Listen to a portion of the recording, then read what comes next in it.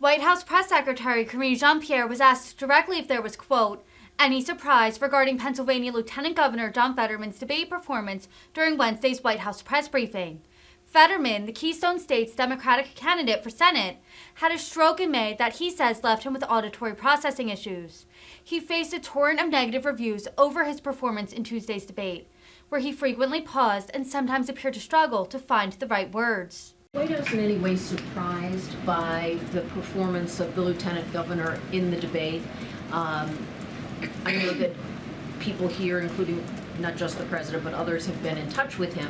But was there any surprise in terms of how he performed, given the auditory processing, given the high profile of the evening and that sort of thing?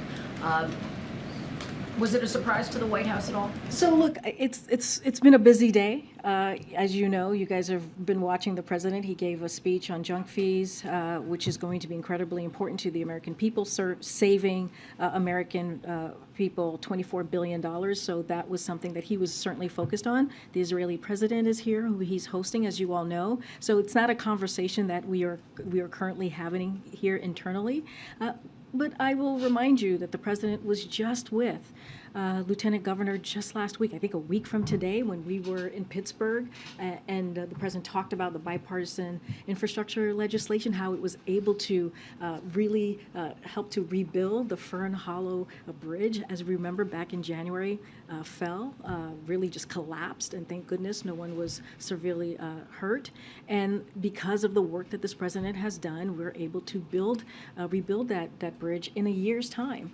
And so, or just under a year to be exact. So that's kind of our focus. Our focus is how we're going to continue to do the work that we have been doing for the past several months. Again, the president, in his personal conversations with Lieutenant Governor, he finds him to be an authentic, really brave individual. Do you need to have any additional captioning service or anything like that to help facilitate that conversation? Well, you guys saw him. I think some of your colleagues were there when we went to Philadelphia to the fundraiser, and so your colleagues were there, and so they could speak to that themselves.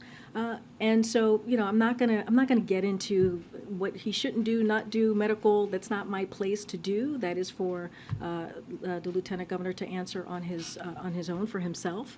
But again, the president looks forward to working with him down the road.